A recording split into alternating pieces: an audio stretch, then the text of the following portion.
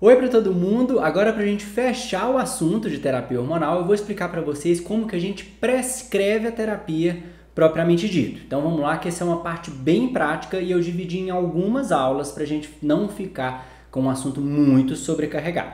Então o primeiro passo que a gente vai olhar sempre na vida, né, é perguntar, tem indicação? Né? A gente tem alguma das indicações que eu já falei na outra aula para repor hormônio? Segundo passo, tem contraindicação? Então tudo na vida é assim, né? A gente pergunta, tem indicação, tem contraindicação? E aqui tem uma perguntinha bem especial, paciente tem útero? Porque isso aqui vai mudar a nossa prescrição. E junto com essa pergunta eu gosto sempre que vocês memorizem. Ou ela já teve endometriose, ou ela tem endometriose. Isso aqui também vai nos ajudar para escolher a terapia de reposição hormonal. Então, fluxograma rápido. Tem indicação? Não tem contraindicação? Prescreva terapia hormonal. Então, para quem tem indicação e não tem contraindicação, gente, a terapia hormonal é muito bem indicada. A terapia hormonal ela tem um monte de benefícios que vocês já viram lá na outra aula, então a gente tem que tentar prescrever o máximo possível disso para trazer qualidade de vida para as mulheres. Paciente com útero ou com história de endometriose, eu vou fazer um esquema com estrogênio mais progestagênio, estrogênio mais progesterona. Se ela não tem útero, eu vou fazer estrogênio sozinho. Então aqui o estrogênio é que vai melhorar os sintomas da paciente e o progestagênio, a progesterona, vai proteger o útero de um câncer de endométrio causado por esse estrogênio. Então a gente precisa dos dois hormônios para melhorar os sintomas dessa paciente e não causar nela uma iatrogenia, né, um câncer de endométrio. Então nós temos dois esquemas, que é o esquema contínuo e o sequencial. Então o contínuo é aquela paciente que não vai fazer pausa, vai usar, né, a terapia hormonal sem pausa. Então, por exemplo, quando a gente vai usar estrogênio isolado, é sempre contínuo, né? Não vou ficar fazendo pausa de estrogênio para essa paciente. Quando a paciente quer amenorreia, né? Porque se eu faço um esquema que não é contínuo, que vai ter pausas de hormônio, ela pode sangrar. Então, a paciente que quer amenorreia, eu vou preferir o esquema contínuo. Naquela paciente que já tem uma menopausa estabelecida, já está em amenorreia 2, 3 anos, geralmente a gente opta também pelo esquema contínuo. E naquela paciente com histórico de endometriose ou com sintomas de síndrome pré-menstrual. Aqui eu coloquei a SPM-like, porque não tem como ter síndrome pré-menstrual na pós-menopausa, né? Mas você pergunta para a paciente, ela está tendo sintomas de síndrome pré-menstrual ali, porque você começou um esquema com pausa para ela. Então, se a gente faz um esquema contínuo, a gente vai conter melhor esses sintomas aí pré-menstruais, né? Por isso o SPM-like, porque não é síndrome pré-menstrual mais, o paciente já está na pós-menopausa / climatério, beleza? Então essas são as indicações de esquema contínuo. No sequencial são para aquelas pacientes que vão sangrar. Então, a gente pode fazer estrogênio contínuo e o progestagênio durante 10 a 14 dias nesse ciclo, né, imitando um ciclo menstrual. A gente faz isso para aquela mulher que quer menstruar. Existem algumas mulheres que elas acham bom menstruar, que elas se sentem mais jovens ao menstruar e aquilo ali faz bem para ela. Então, beleza, a gente faz esse progestagênio só na metade do ciclo e eu consigo fazer com que essa mulher sangre. Eu posso fazer também esse esquema, né, ele é preferido na transição menopáusica, aquelas mulheres que estão iniciando agora o climatério. Então eu faço isso para quê? Para ajudar nesse principal sintoma que acontece no esquema contínuo, que são sangramentos de escape, sangramento de spot. É muito comum quando você faz hormônio sem pausa. Então, naquela paciente que eu comecei o contínuo, ela começa a reclamar que está tendo sangramento bagunçado, eu posso trazê-la para o esquema sequencial, que eu vou controlar melhor esse sangramento. Ela vai saber mais quando ela vai sangrar e como ela vai sangrar. Então, geralmente, aí 1, 2 anos de sequencial, depois a gente já pode ir para o contínuo, se a paciente quiser a amenorreia. Qual a escolha da via? Então isso é muito importante, a via oral ou a via transdérmica. E aí tem essa tabela aqui da última aula, né, que eu destrinchei com vocês a via oral e a via transdérmica. Eu não vou entrar em detalhes, mas basicamente a via oral é mais prática, mais barata, e a via transdérmica mais segura e mais enjoada. Isso é o basicão das duas, e aí tem esses vários pormenores aí que nós vamos escolher para cada paciente. Então, tem indicação? Não tem contraindicação. Obviamente a mulher quer, né? Pergunto se ela tem útero, se ela já teve história de endometriose. Vou escolher o esquema, vou escolher a via e agora eu vou escolher o remédio, né? Então nós temos alguns tipos de estrogênio. Nós temos 17-beta-estradiol, valerato de estradiol e os estrogênios equinos conjugados. Basicamente a gente usa 17-beta-estradiol ou valerato de estradiol porque eles são aí, ó, os bioidênticos, né? Pessoal que fala que faz, eu faço reposição de hormônio bioidêntico. Eu sempre fiz reposição com hormônio bioidêntico, né? O estradiol é bioidêntico. Os estrogênios conjugados, lá no começo, né, quando eles foram feitos, eles vinham de éguas prenhas, né? Isso é famoso. E ali tem mais de 5, 6, 7 tipos de estrogênio ali misturado. Hoje é feito tudo sintético, mas ainda tem essa quantidade de estrogênios diferentes ali. Então a gente evita os estrogênios conjugados equinos, não são nossa primeira opção, porque o estradiol é mais parecido com o estradiol da mulher. Então a gente opta por ele, por menos efeitos colaterais e mais estudos modernos feitos com essas composições. E os progestagênios? Aí tem uma porção.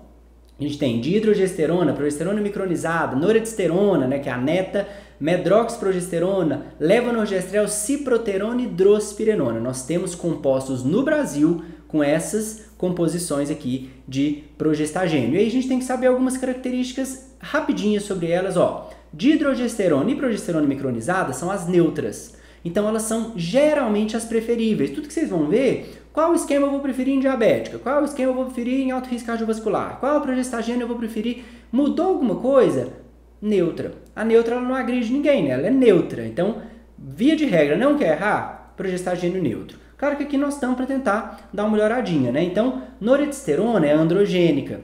Onde que eu vou preferir um progestagênio mais androgênico?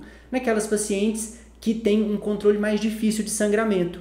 Os progestagênios mais androgênicos, em teoria, eles controlam melhor o sangramento. Então, talvez uma noradsterona seja interessante. A medroxprogesterona, além de ser androgênica, ela tem esse efeito glicocorticoide, então pode ter mais retenção hídrica, pode ter alguns outros efeitinhos mais enjoados que nós já vamos falar nele. Levonorgestrel também mais androgênico, então seria uma preferência aí para controle melhor de sangramento. Ciproterona é antiandrogênica, então talvez naquela paciente que está com acne, que está com mais oleosidade, com mais queda de cabelo, talvez seja uma opção interessante para a gente tentar. E a drospirenona, além de ser antiandrogênica, então também essas características aí, será que dá uma melhoradinha na pele e tudo, ela também é antimineralocorticoide, então diminui retenção hídrica, pode ser uma opção interessante nas pacientes com maior risco cardiovascular, com pressão alta, que eu consigo fazer com que essa mulher perca um pouco de água e reduza, em teoria, esses parâmetros, certo? Então vamos dar uma palhinha aqui sobre elas rapidinho, só para vocês verem. Ó. Os progestagênios androgênicos, eles podem piorar o perfil lipídico,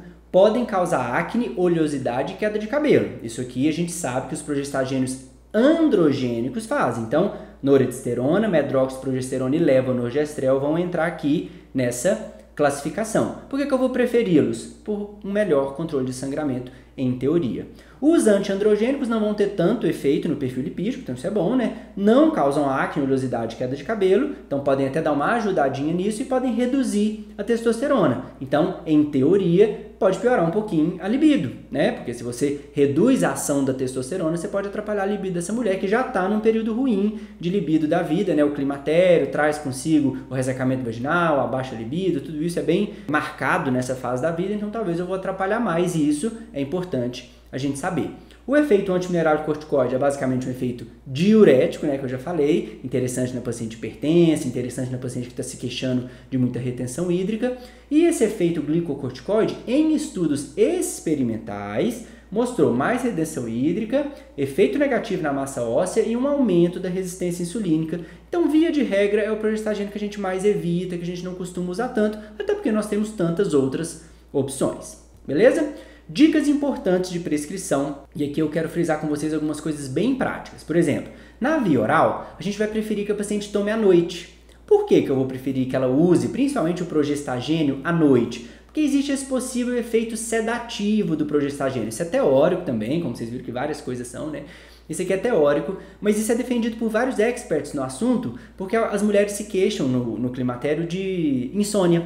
Então, talvez o progestagênio ajude ela a ficar um pouco mais relaxada, né? Pela teoria de que a grávida é embebida de estrogênio e progestagênio, fica ali mais sonolenta e tudo, o progestagênio pode ter essa característica também. Então, preferir tomar à noite para não ficar dando sonolência da mulher. Evitar tomar em jejum, principalmente o estrogênio via oral, pode dar epigastralgia, pode dar náusea, então a gente prefere depois do café, depois do almoço ou até depois do jantar, né? Geralmente depois do jantar, quando a gente usa um comprimidinho só com estrogênio e progestagênio, tudo depois do jantar já resolve esses dois. Ver com a paciente possíveis sintomas de quando ela usava anticoncepcional em pílula.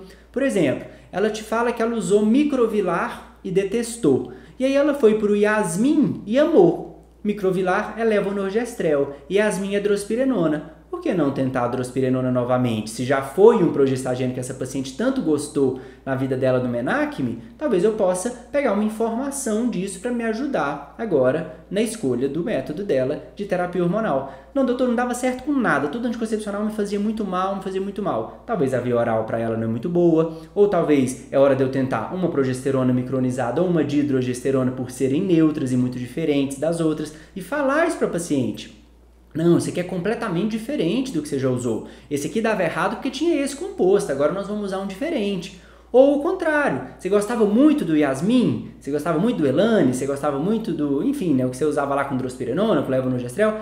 Aqui tem o mesmo composto, nós vamos usar um hormônio muito parecido, só que mais leve, com dose mais baixa, mais apropriado para esse período seu da vida. Então tudo isso faz parte, né? Esse jogo, essa sedução do remédio faz parte da nossa conduta enquanto médico, convencer a paciente de usar um método legal e que ela vai continuar a insistir, mesmo com os efeitos colaterais, né? Mastalgia, cefaleia, que são muito comuns do começo aí do uso de terapia hormonal.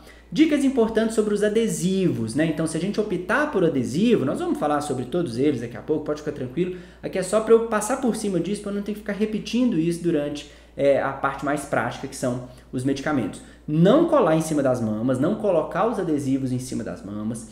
Preferir locais com pouca fricção e poucos pelos, para melhorar ali a absorção, né? No caso dos pelos, e baixa fricção, para que não saia esse adesivo. Então, onde está a alça do sutiã, onde está a alça aqui de baixo do sutiã, né? Evitar esses locais para que não saia fácil o adesivo. Quando trocar, sempre trocar o local, vocês vão ver que os adesivos a gente usa 2 vezes por semana, né? Trocado a cada 3 dias. Então, não ficar colocando sempre no mesmo local para não dar irritação ali naquele local. É bem comum a queixa de irritação da pele com o adesivo da terapia hormonal. Então, uma vez está no braço esquerdo, na outra semana põe no braço direito, na próxima trocada põe na coxa, na próxima trocada coloca no bumbum e assim variando o local.